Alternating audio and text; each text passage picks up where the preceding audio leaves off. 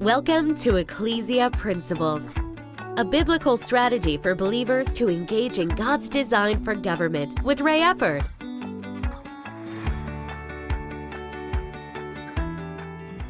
Hello, glad you could join us again today. I'm going to go ahead and conclude today. There's a lot more that could be said, and we could get into it in more detail. But for the Ecclesia principle of understanding justice and equality on a societal scale, we're going to kind of wrap that up today. We will talk about it more in the future.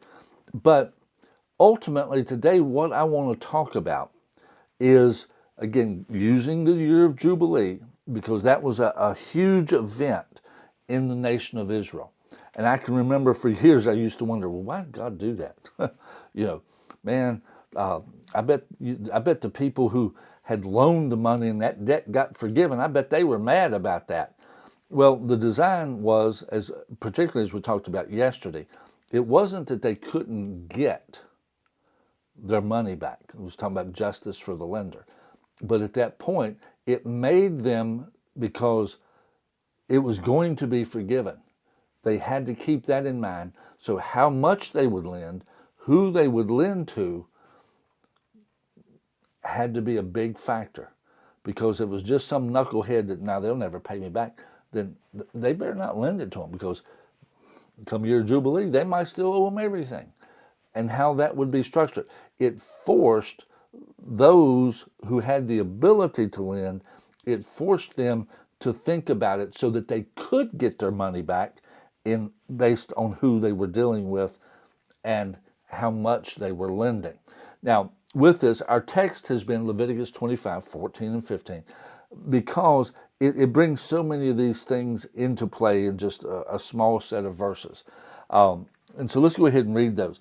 And if you sell anything to your neighbor or buy from your neighbor's hand, you shall not oppress one another. According to the number of years after the Jubilee, you shall buy from your neighbor, and according to the number of years of crops, he shall sell to you. And so we've looked at these different aspects in different ways. And today I really want to talk about what the goal of the Jubilee actually was. And ultimately, the goal of the Jubilee has to do with understanding justice and equality on a societal scale, because that's why the year of Jubilee was put in place. The goal was to have a just society free from oppression, but yet would have opportunity at all levels. That was the goal of the Jubilee, was to create that situation where it would be a just society, but it would be free from oppression. As he said there in verse 14, you shall not oppress one another. See, the two sides of oppression are, it's not just and there's no opportunity. Those are the two sides of something that is oppressive.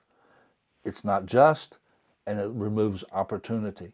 God, through the year of Jubilee, was wanting to create a just society, free from oppression, with opportunities on all levels.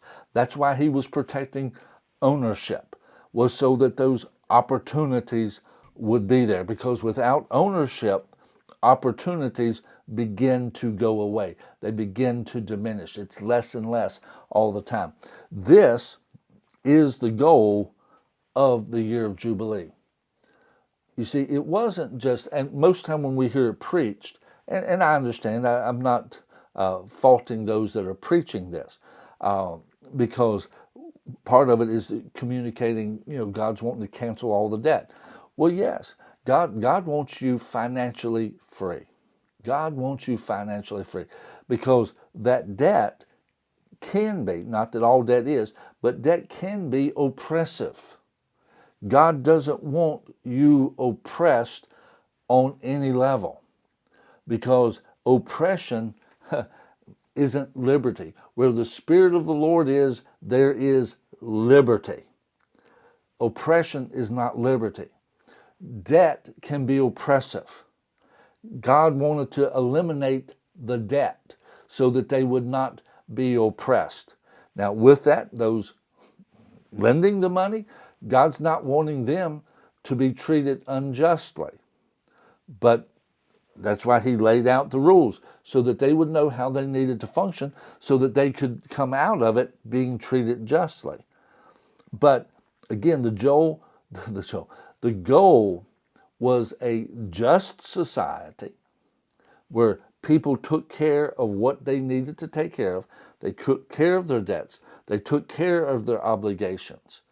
But yet, when bad stuff happened, it would always keep in place an opportunity for that person to be able to recover from the problem, maintain ownership, and to be able to move forward and advance and to prosper. God wanted all of that in the whole society. And with those things being present, with those things being in place, then they would be free from oppression. You see, a lot of what we're dealing with in our society today is because we haven't had a boundary that establishes some of those things. We have very very limited restraints on credit card debt. We have very limited restraints on unsecured debt. We have we don't have enough protection, or let me not protection. We don't have really enough incentive for ownership. Now, they were talking about passing a regulation recently for the governmental loans, that in all actuality, that if you had more debt, you would have to put less money down. So if you didn't have the debt, you would actually, there could be situations where it would be better for you to take on more debt so that you wouldn't have to pay as much for your house. We just have wacky rules with some things. Ultimately, that's not designed. The more debt creates the greater possibility of losing the ownership, those types of things. And which there are some states that have some homestead laws that under certain circumstances you can't lose your home. And that doesn't mean that they can't do things. There are things available, but they are doing things to protect ownership. They're doing things to protect ownership, that there's things in place to help do that. A lot of people sometimes criticize the founding fathers because one of the things that they discussed was who should have the right to vote.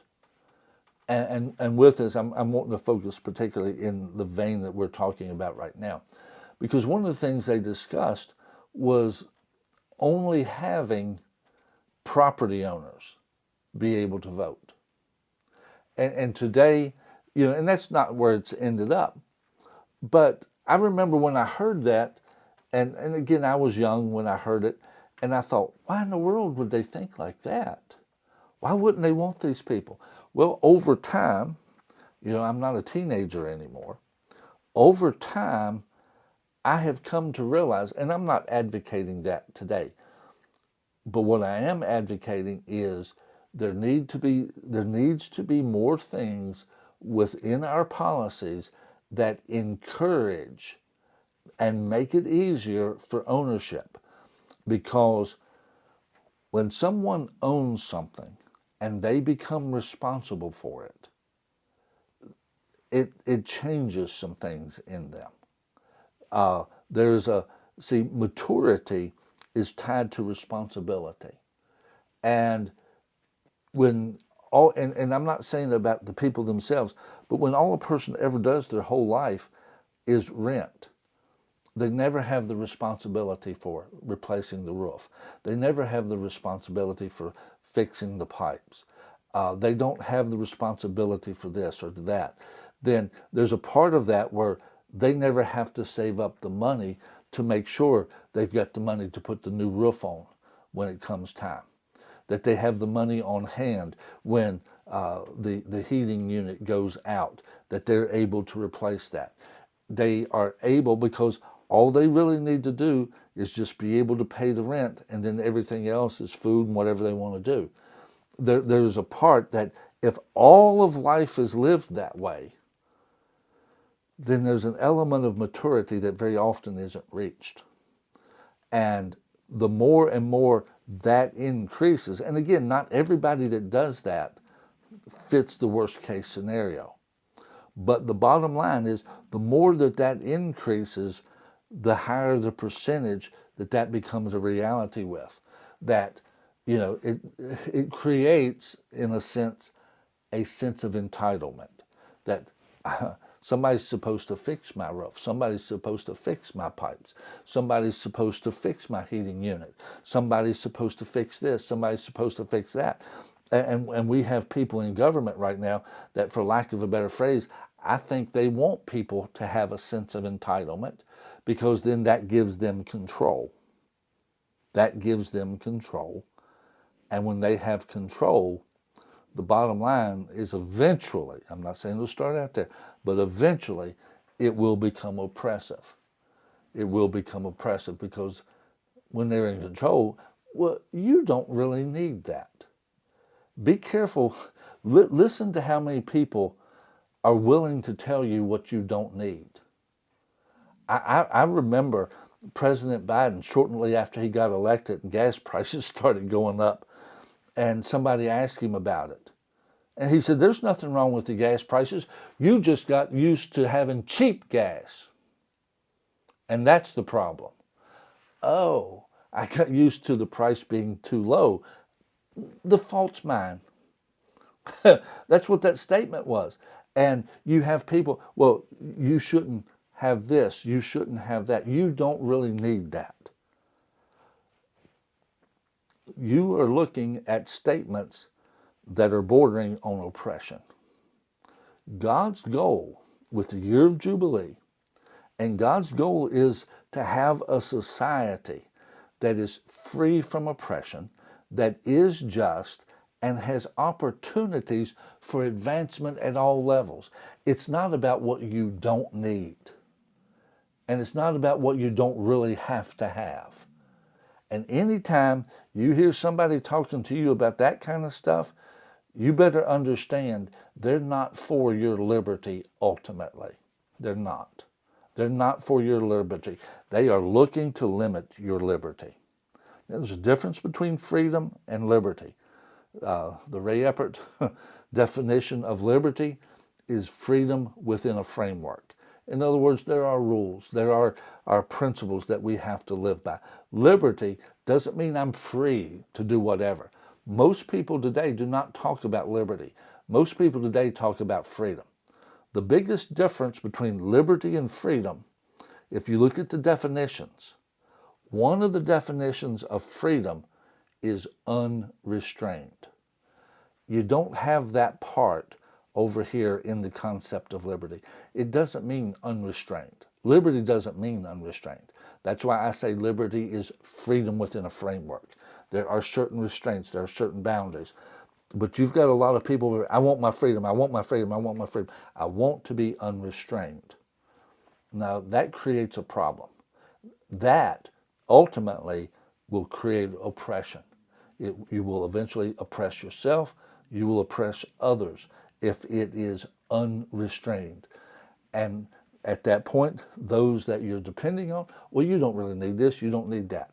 Now, they're restricting your liberty is what's happening.